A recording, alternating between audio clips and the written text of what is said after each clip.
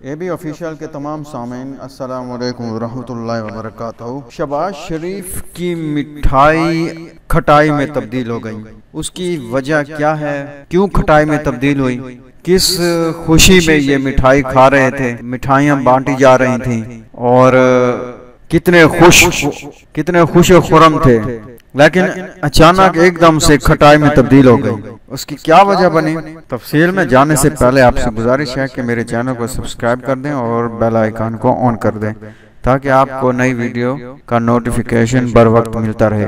محمد زبیر کی ویڈیو کا اثر زائل کرنے کے لیے شہباز شریف نے لندن نیشنل کرائم ایجنسی کا ایک فیصلہ، جو کہ بظاہر ایک سیٹلمنٹ تھی، کو پاکستان میں یہ بنا کر پیش کیا کہ لندن عدالت نے شہباز شریف کو ہمیشہ کے لیے بری کر دیا اور تحقیقات بند کر دی، لہذا شہباز شریف صادق اور امین قرار دیے گئے۔ یہ فیصلہ یاد رہے عدالت میں کوئی کیس نہیں چلا، 10 ستمبر 2021 کا تھا، جس کو 18 دن جان بوجھ کر چھپایا گیا۔ پاکستان کا اس میں کوئی عمل دخل بھی نہیں تھا، لیکن لندن کے بینک کو ایک ٹرانزیکشن مشکوک لگی تو انہوں نے تحقیقات کے لیے نیشنل کرائم ایجنسی کو اطلاع دی، جنہوں نے اس پر تحقیقات شروع کر دی۔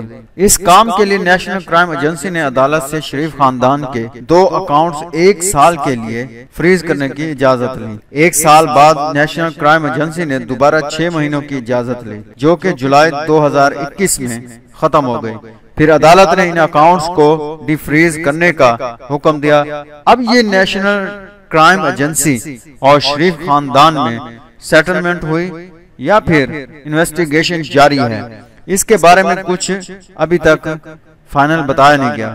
ویڈیو کا اثر زائل کرنے اور پاکستان میں اس کی ایک فرنٹ مین عاصم سوری کی گرفتاری کا اثر کم کرنے کے لیے انہوں نے 18 دن انتظار کیا، اور 18 دن کے بعد اس فیصلے کو جیو کے ذریعے پھیلایا گیا کہ آخر لندن کی عدالت نے شہباز شریف کو صادق اور امین قرار دیا۔ جیو نیوز کے دھوکے میں پٹواریوں نے مٹھائیاں کھا لی اور کچھ جذباتی اور سرکس کے باندر پھدکنے لگ گئے، لیکن جیو نیوز نے وہ ٹویٹ ڈیلیٹ کر دیے۔ اور ان بیچاروں میں اس قدر خمار ہے کہ ابھی تک لڈیاں ڈال رہے ہیں، کیونکہ نشہ اترا ہی نہیں۔ لیکن ان کا ایک انتہائی چبل سابق وزیر اعظم خاقان عباسی نے جو ٹویٹ کیا، اس سے انتہائی افسوس ہوتا ہے کہ کس قسم کے گھٹیا اور بدتمیز قسم کے وزیر اعظم بھی رہے۔ یہ ٹویٹر میں آپ کو شیئر کرتا ہوں کہ اس نے کیا کہا۔ شاہد خاقان عباسی نے اپنے ٹویٹر میں لکھا کہ لوہار کوٹ کے تانے دینے والوں کو سسرال کوٹ پر تو یقین کرنا پڑے گا۔ مطلب اس قسم کی گھٹیا زبان استعمال کرتا ہے یہ شخص، اور اس کا فیصلہ بھی آپ سکرین پر دیکھ سکتے ہیں۔ ملتے ہیں اگلی ویڈیو میں، تب تک کے لیے اللہ حافظ۔